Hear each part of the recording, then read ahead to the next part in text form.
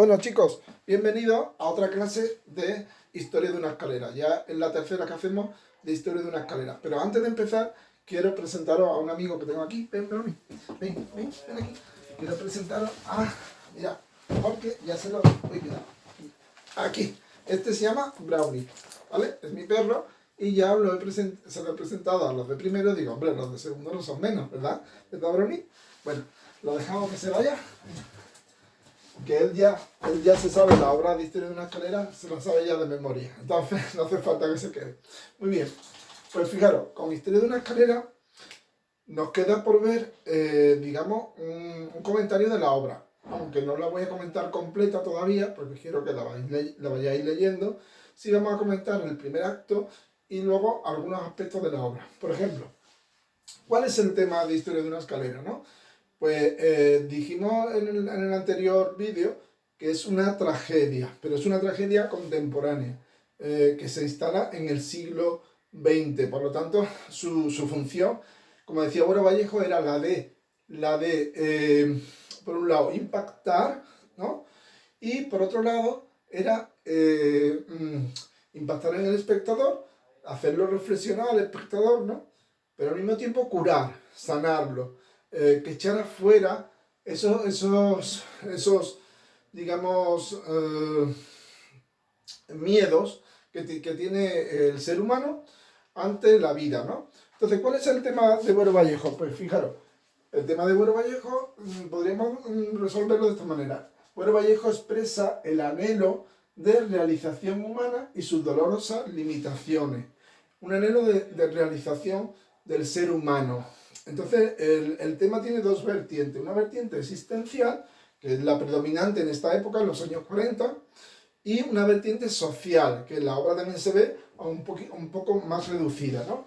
La vertiente existencial sería hablar del sentido de la vida, y en ese sentido de la vida, en la obra vemos una lucha entre la realidad y el deseo. Una cosa es el deseo, los anhelos que tienen las personas, y otra cosa es la triste realidad. Eso ya lo veíamos con Cernuda, ¿no? De hecho, la obra de Cernuda se llama La realidad y el deseo. Es una constante en la poesía de Cernuda, lo hemos visto. Bueno, pues curiosamente en Historia de una escalera se vuelve a ver, perdona que ha habido un pequeño, ahí de la mesa se ha caído un poco, pero no pasa nada. Entonces, seguimos. Digamos que vemos algo que se repite en la obra de Cernuda, que es la lucha entre el deseo y la realidad, ¿no? ¿Por qué? Porque los personajes van a mostrar unos deseos, pero la realidad se impone, una triste realidad, una realidad de pobreza, no solo de pobreza física, sino a veces también pobreza mental. También son los mecanismos que nosotros mismos, las familias, las generaciones, se van autoimponiendo, ¿no? Es decir, esas cadenas o esos hándicaps que las mismas familias se van generando en la rutina diaria. Bien, pues en esa reflexión nos instala a Bueno Vallejo, ¿no? Y luego hay un apartado social donde el Bueno Vallejo busca la libertad del individuo y la solidaridad frente a las injusticias sociales y políticas, y también al individualismo, que también se muestra muy bien en la obra, ese conflicto entre Fernando y Urbano, ¿no? Entre el individualismo y la solidaridad. ¿De acuerdo? Bien, pues digamos este sería el planteamiento general de la obra. Luego ya cada texto, cuando tengamos que comentar un texto, no podemos poner este tema, sino que tenemos que ver el tema concreto de cada escena o de cada texto, porque cada texto va a tener su propio tema. Ese sería el tema general de la obra, por ponerlo de alguna manera resumido, ¿no? Bien, lo siguiente que tenemos que comentar es la estructura, ¿no? Ya comentábamos en el anterior vídeo, comentábamos que está muy bien estructurada la obra porque tenemos 3 actos y cada acto se divide en 4 escenas. Esas 4 escenas pues también tienen un orden temático, también tienen una estructura temática. Entonces os he puesto aquí resumido el primer acto y las distintas escenas. Entonces, ¿en qué consiste cada escena? Pues fijaros, la primera escena, ya lo comentábamos antes, el tema va a ser la pobreza. La pobreza. que es un tema fundamental en la obra. La pobreza va a ser un tema fundamental porque va a pertenecer a esas limitaciones que tiene la sociedad, ¿no? que tienen en esta época a las personas. El referente fuerte de Bueno Vallejo es la posguerra española, el periodo posterior a la guerra. Pero en la obra dijimos que el primer acto se sitúa en el año 1919, es decir, que sería la posguerra de la Primera Guerra Mundial, ¿no? Pero esa pobreza está ahí presente. Está presente en la escalera, en la imagen que ofrece de la escalera, está presente el vestuario de las personas que aparecen, de los personajes, y está presente en esa primera escena donde aparece el cobrador de la luz. Un personaje que existía antiguamente, que iba por las casas cobrando la luz. Tener en cuenta que entonces apenas existía, o sea, los bancos eran, existía banco, pero quiero decir que no existían los métodos modernos que hay hoy por ejemplo, de transferencia, de pagar con tarjeta, ese tipo de cosas no existían. Y la gente pagaba con dinero en mano y además los cobradores era muy habitual que fueran a las casas a cobrar. Tanto la luz, el agua, como incluso la ropa, cualquier negocio, tenías las personas que iban a cobrar. ¿Vale? Bien, pues en esa escena del cobrador se ve esa pobreza, ¿no? Luego, si vamos a la escena segunda es muy importante porque es la disputa entre Fernando y Urbano. Acordaros que es la disputa entre Fernando y Urbano. ¿Y qué vemos ahí? Pues vemos el individualismo, lo que comentábamos antes, individualismo, dualismo, frente a la solidaridad. El individualismo está representado en Fernando. Fernando es un escritor, bueno, quiere ser un escritor, tiene deseo de escribir, es muy soñador, nos presentamos muy soñador, y trabaja en un trabajo que no le gusta, ¿no? Un trabajo... Entonces es curioso porque muchas veces conocemos a los personajes por lo que comentan los vecinos. Los vecinos de la escalera nos dan una información muy valiosa y entonces Fernando se nos presenta como alguien que es muy vago, muy flojo, que no quiere ir a trabajar, que tiene muchos sueños pero no pone nada en práctica, que tiene muchos pajaritos, ¿no? Tiene muchos pajaritos en la cabeza, se suele decir. Y de hecho, así es como aparece ante Urbano en esa disputa que ellos tienen, y Urbano en cambio es todo lo contrario. Urbano es un trabajador y piensa que está afiliado a un sindicato y piensa que hay que luchar, que representa la lucha obrera, la lucha, tener en cuenta que a principios del siglo XX, cuando empiezan a desarrollarse los sindicatos para defender digamos, los derechos de los trabajadores, y entonces aparece aquí este enfrentamiento entre el individualismo, porque Fernando es de la idea de que no se consigue nada en grupo, no se consigue nada, sino que es cada persona individual la que puede conseguir su sueño, mientras que Urbano piensa lo contrario, que si no nos unimos, pues no vamos a llegar a ningún lado, ¿no? Luego es curioso porque los dos personajes se emplazan a ver qué pasa dentro de 10 años, ¿no? A ver qué pasa. Y en una de las anticipaciones que veremos en la obra, ¿no? Bien. Luego tenemos la escena siguiente, la escena tercera, que aparece el otro tema de la obra, es muy importante también, que es el tema del amor. El tema del amor no puede faltar en una obra literaria, menos en el teatro, ¿no? Es otro leitmotiv, ¿no? Entonces, el tema del amor aparece en la escena tercera, pero fijaros que es el amor no correspondido. Sería el amor no correspondido y la frustración, ¿vale? Y la frustración. Son los temas que aparecen en la escena tercera. ¿Por qué el amor no correspondido? Porque a Elvira le gusta a Fernando y le echa en cara que no le hace caso.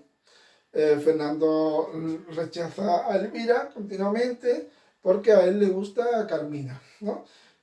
Pero Elvira, claro, es la que tiene el dinero. O sea, el padre se supone que es rico y es la única que es de mejor clase social de la escalera. Entonces, claro, ahí está la cuestión, ¿no? Elvira le ofrece una posición social y una posibilidad de ascender en lo económico, pero Fernando no siente nada por ella, ¿no? Y luego tenemos la escena cuarta, que es, sigue, digamos, el tema del amor, y ahora veremos lo contrario, el amor correspondido, ¿no? El amor correspondido entre Fernando y Carmina. Entonces, amor correspondido. Pero claro, aquí se introduce lo que parece que va a terminar muy feliz, ¿no? La última escena entre Fernando y Carmina, que parece que va a terminar muy feliz, donde Fernando le promete todo lo que él va a conseguir en el futuro, que no son más que esas ideas que él tiene, pero que no pone en práctica para nada. Entonces termina con la leche derramada, ¿no? Con el cuento de la lechera. Por lo tanto, es el amor correspondido y las vanas promesas, podríamos decir, las vanas promesas. Las vanas promesas quiere decir que le lanza promesas que después no va a cumplir. Y eso se va a comprobar en el siguiente acto, ¿no? Bien, pues ahí tenéis ya, fijaros cómo está marcada la estructura de ese primer acto muy importante, ¿no? La pobreza, el individualismo frente a la solidaridad, el amor no correspondido y el amor correspondido y las vanas promesas. Es una tónica que vamos a ir viendo a lo largo de la obra. El tema del amor entrelazado con el tema existencial y social. Bien, ¿qué aspectos tenemos que destacar del teatro de Buero Vallejo? Lo tenéis aquí apuntado. Primero, en cuanto a la acción. En cuanto a la acción, es muy importante la anticipación. Es decir, que Buero Vallejo continuamente está anticipando lo que va a pasar. Si el espectador, sin que se dé cuenta, empieza a observar pequeños detalles que luego anticipa algo que va a pasar. Eso pasa en cada escena y pasa en cada acto. O sea, en cada acto anticipa algo del siguiente, sin que nos demos cuenta. Nos damos cuenta ya al final, que todo estaba entrelazado, ¿no? Os voy a poner un ejemplo. Os voy a poner un ejemplo muy significativo que aparece en el primer acto, cuando están hablando Fernando y Urbano, precisamente en la escena segunda, ¿no? Fijaros que Fernando le dice, ¿sabes lo que te digo? Que el tiempo lo dirá todo. Y que te emplazo. Urbano lo mira. Sí, te emplazo para dentro de 10 años. Por ejemplo, veremos para entonces quién ha llegado más lejos. Si tú con tu sindicato o yo con mis proyectos. O sea, fijaros, aquí te emplazo dentro de 10 años. ¿Y qué es lo que vamos a ver en el siguiente acto? Dentro de 10 años, ver qué ha pasado dentro de 10 años, ¿no? Entonces ya hay aquí una anticipación de lo que va a ocurrir, en cierta manera, ¿no? Y luego dice Fernando, o sea, contesta Urbano, ya sé que yo no llegaré muy lejos, ya sé que yo no llegaré muy lejos, también anticipa. Y tampoco tú llegarás, y tampoco tú llegarás, o sea, lo está diciendo todo, ¿no? Si yo llego, llegaremos todos. Ahí está la solidaridad de que habla Urbano, ¿no? Pero lo más fácil es que dentro de 10 años sigamos subiendo esta escalera y fumando en este casinillo. O sea que ya aquí Urbano le está diciendo lo que va a pasar en el segundo acto, y el espectador todavía no lo sabe. Fernando dice, yo no. Aunque quizá no sean muchos 10 años, ¿vale? Y luego Urbano dice, vamos, parece que no están muy seguros. Y ahora viene un parlamento de Fernando que es muy significativo, que tiene que ver luego con lo que vamos a decir del tiempo, la importancia del tiempo en Buero Vallejo. En Buero Vallejo el tiempo, y sobre todo en esta obra, es esencial, ¿no? Es muy importante tanto dramáticamente, es decir, cómo está estructurado el paso del tiempo, y también es un tema de la obra, es un tema, aunque no lo hayamos puesto antes, pero tiene que ver con el problema existencial, ¿no? El paso del tiempo, que por un lado es monótono porque siempre pasa lo mismo y no hay cambio en la escalera, pero por otro lado es angustiante, ¿no? Es angustiante porque pasa el tiempo y no hacemos nada para que cambien las cosas, ¿no?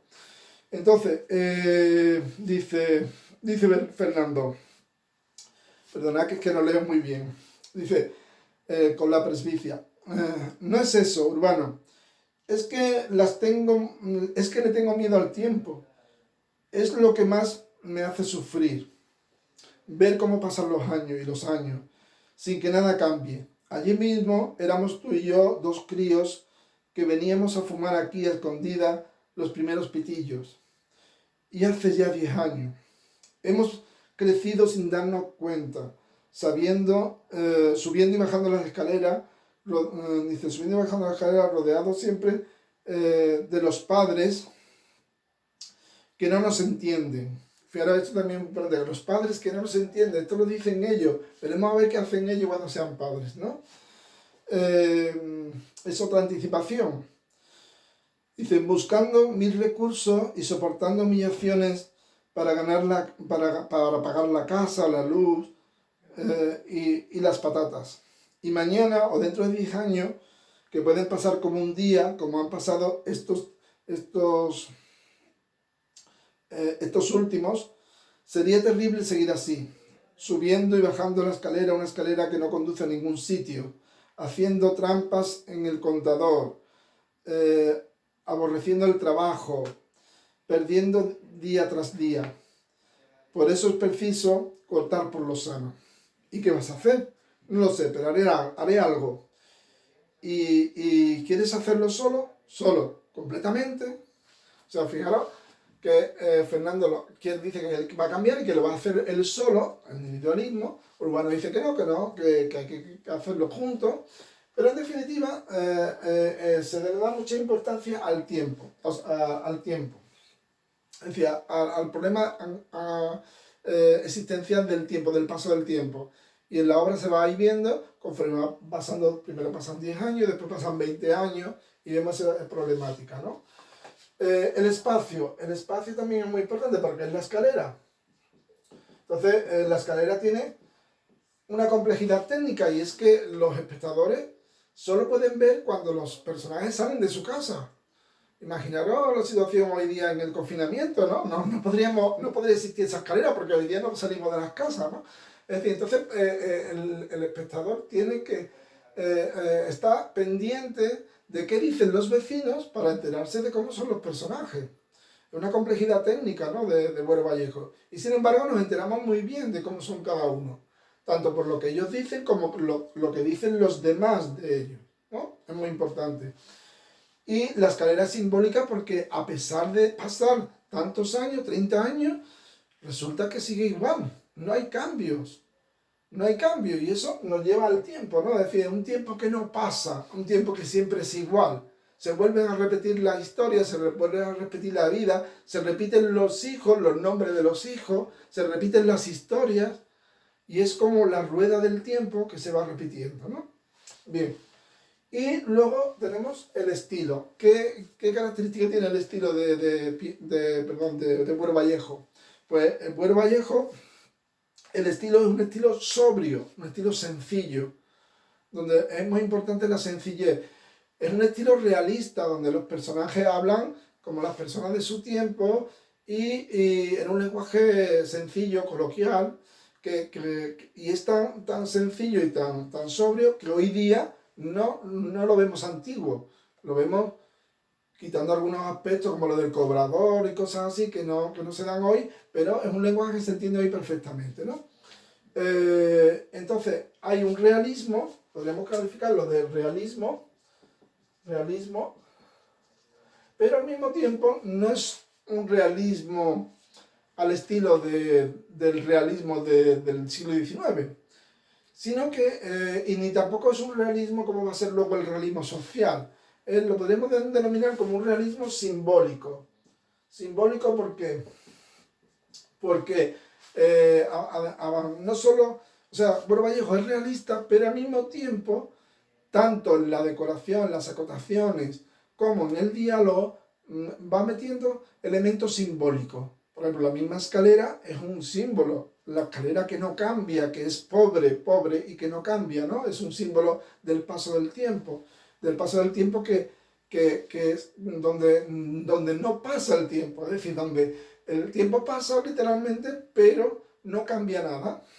Y también es simbólico, por ejemplo, cuando se derrama la leche, ¿no?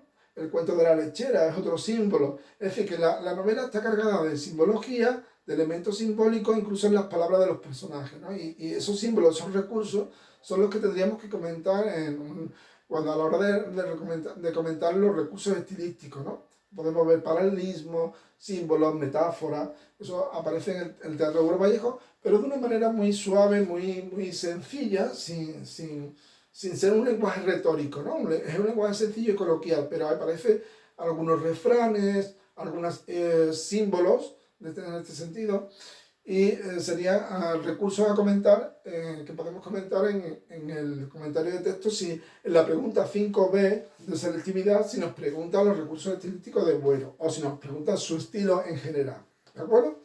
Bueno, pues espero que os haya quedado clara la clase de hoy y os emplazo al próximo día. Muchas gracias. Hasta luego.